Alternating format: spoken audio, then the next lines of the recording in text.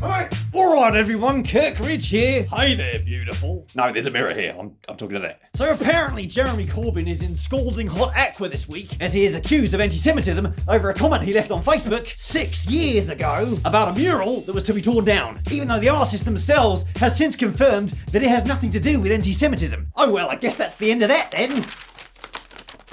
Wrong! Jewish. Media. Anti-Semitic. Goes. Anti-Semitism. Fucking. Anti-Semitism. Ape. Anti-Semitism. Shit. Goodness me. Crazy balls. Wait! Can we just have a quick look at the definition for anti-Semitism, please? Having or showing a strong dislike of Jewish people or treating them in a cruel and unfair way. Oh, yep. Now let's have another look and see if we can find the anti-Semitism in Corbyn's comment.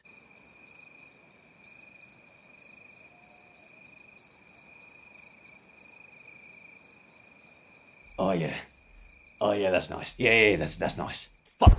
Can you guess where it is yet? No, neither can we. This 6-year-old exchange pretty much literally translates to, they're going to destroy my mural. Oh, bad luck. Why? A socialist artist once had a mural destroyed by a billionaire. But that didn't stop the mainstream media from absolutely losing their minds, somehow making this headline news. The Tories were joined by the DUP and even some Labour backbenchers. Yeah, got it in the end. Outside Parliament in a hastily organised rally against the two-time democratically elected Labour leader. Despite all this, Jewish Voice and Jewish Labour supporters have come out in majority support of Corbyn, condemning this latest smear attack as baseless and unfounded. Since in 2012, many people have been trawling through everything he's ever done or said. And in my view, the whole attack on the Labour Party for being institutionally anti-Semitic is incredibly unfair, and under any analysis, it's not true. Look, if you want to dislike someone for no apparent reason, it's your business. If you don't like their beard, fine. If you don't like their taste in country hip-hop fusion, whatever. If you don't like that they question your virility because it was a long day, and little Kirk wasn't quite feeling up to it, and also it was quite cold, and that didn't happen. God, Leslie, it was one time! But if you're going to accuse someone of anti-Semitism, you're actually going to need some evidence that they are actually anti-Semitic. Evidence? What's that? Which is why I like to play a little game called How Did They Vote? You see, any twat can say anything to you at any point. Seriously, it's true. They can promise you a fucking unicorn in a tutu singing Hall & Oates. Fuck, that would be awesome. But believe it or not, it's what they do that actually matters. And it's also up to you to use that big squidgy blob rattling around inside your skull to work out whether they're trying to shaft you or not. Which is why there's a magical place on the interwebs called www.theyworkforyou.com, where you can see exactly how MPs voted on your favourite subjects, such as Brexit and taking hot dinners away from poor kids. So let's have a look at Jeremy Corbyn's voting record on anti-Semitism. 1990, Jeremy Corbyn signed a parliamentary motion expressing concern that 21 exposed anti-Semites had not been prosecuted despite publishing anti-Semitic materials. 2003, Jeremy Corbyn signed a parliamentary motion that condemned terrorist and anti-Semitic attacks on 2 synagogues. 2009, Jeremy Corbyn signed a parliamentary motion warning of the growing violent anti-Semitic materials on the internet.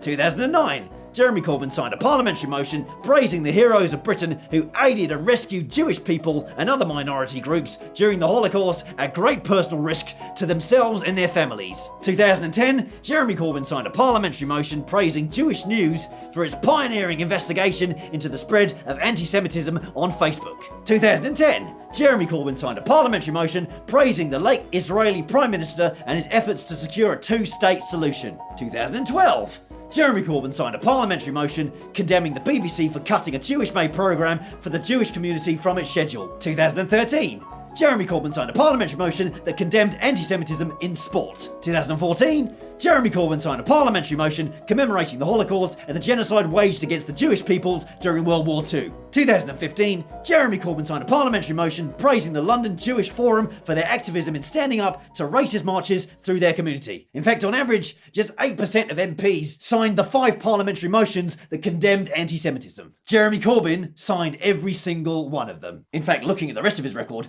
Corbyn consistently voted for equal gay rights, against the Iraq War, against reducing benefits for those with disabilities or illnesses, against tuition fees, voted for measures to improve climate change, etc. Please bear in mind that these votes in Parliament are the only practical way that shit gets done in this country. So why the fuck are we still banging on about this shit when it's proven by vote, by speech, and by action that Corbyn is consistently against anti-Semitism. Could it be that the Tories are actually terrified, as the polls predict a catastrophic loss in seats in the upcoming local elections, and are trying to distract us from the fact that the Brexit Leave campaign was potentially illegal, and trying to hush up their links to Facebook's scandalous and deliberate data leak? The parent company of Cambridge Analytica is Strategic Communications Laboratories, nice name, twats, whose founding member was a Conservative MP, and a company director has previously donated £700,000 to the Tory party. No, surely not.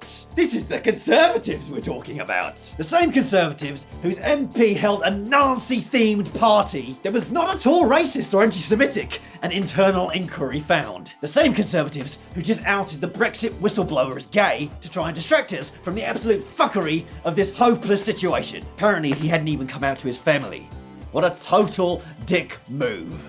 Fuck you, dicks! Hey, and while we're at it, why don't we look at Theresa May's voting record? Almost always voted against the hunting ban. Generally voted against laws to promote equality and human rights. Consistently voted for the Iraq War. Almost always voted against a right to remain for EU nationals already living in the UK. Generally voted against paying higher benefits over longer periods for those unable to work due to illness or disability. I could go on. And I fucking will! Generally voted for a reduction in spending on welfare benefits. Voted for raising England's undergraduate tuition fee cap to £9,000 per year. Generally voted against a more proportional system for electing MPs. Generally voted against a lower voting age. Generally voted against measures to prevent climate change. Generally voted against a greater regulation for fracking. Voted against a publicly owned railway system. And generally voted for the privatisation of Royal Mail. But no. Corbyn is obviously the fucker here. Really? Why don't you go back, compare those voting records, and send your answers on a nice sparkly postcard? In fact, last year, a Commons Home Affairs Committee, comprised almost exclusively of opponents to the Labour Party and its leader, investigated claims of anti-Semitism in the party, and was forced to conclude, despite significant press and public attention on the Labour Party, and a number of revelations regarding inappropriate social media content, there exists no reliable empirical evidence to support the notion that there is a higher prevalence of anti-Semitic attitudes within the Labour Party than any other political party. You're being had! No mind! Corbyn can just stick his numerous peace prizes in his ears and wait for all this to blow over. Fuck you, dicks! And I say, hey, yeah. Leslie, it was one time! Paul, it was one time! Janine, it was one time! Niles, it was one time! Bernie, it was one time! Cassandra, it was one fucking time! Samantha, it was one time! Billy, it was No, it was the second time, wasn't it?